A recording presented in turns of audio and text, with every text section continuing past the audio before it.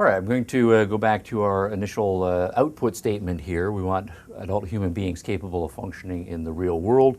We focused on human beings, trying to figure out what it is to be a human being, raising lots of philosophical questions about human nature there. Focused on the three words, the real world, raising metaphysical questions about what we take the real world to be. Now I want to focus on the remaining three words, these central words here, capable of functioning, right? We want to develop in our students the capacities, right, to function, right, in certain ways when they are adults taking on the real world. This, of course, leads to some obvious questions here. What capacities do the students have that we want to develop? We have lots of capacities. I have a capacity for axe murdering, right, for example, but presumably that's not one of the capacities that we want to develop. We have a capacity for doing philosophy when we are young, and that is a capacity that I think we should want to develop in our students. What kind of functions do adult human beings perform? What do they do with their lives? So we have to have some kind of a conception of what lifestyle or living or acts of going through, achieving certain goals and doing certain things in life that we want adult human beings on average to be able to do. And that's going to require that certain capacities that they have be developed to a point of proficiency so that they can perform those kinds of functions. So we can start then asking, what are in adult human life some of the key functions, right, that we engage in? Well, certainly one of them is we want to have a career.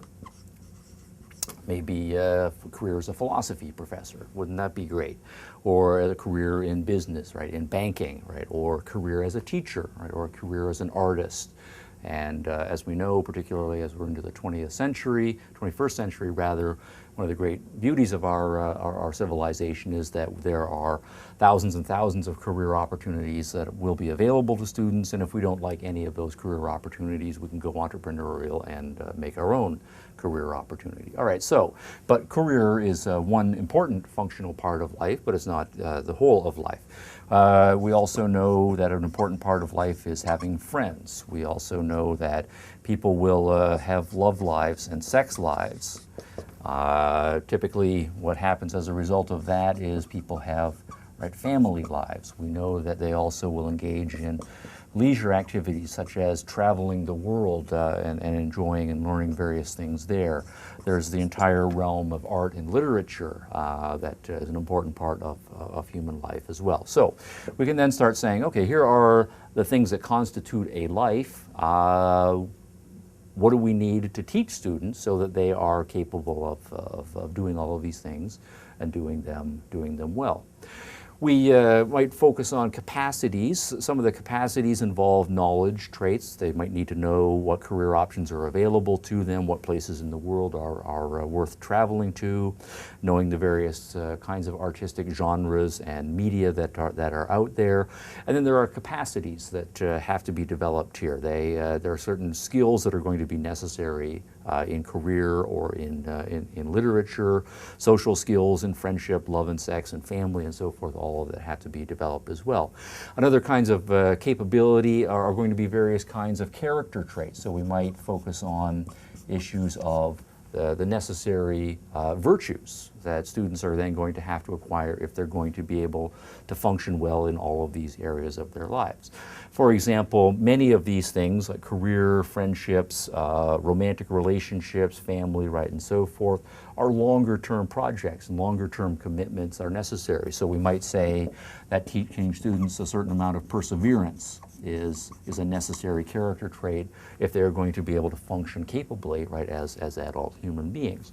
And this then poses an educational challenge for us because we know when we're starting with young people, their attention span is necessarily quite limited.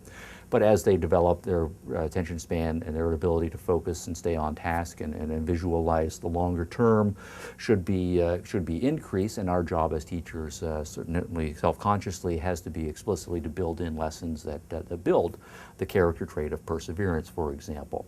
We might also say that in careers, in friendships, in family relationships and so on, a certain kind of honesty, right, is important.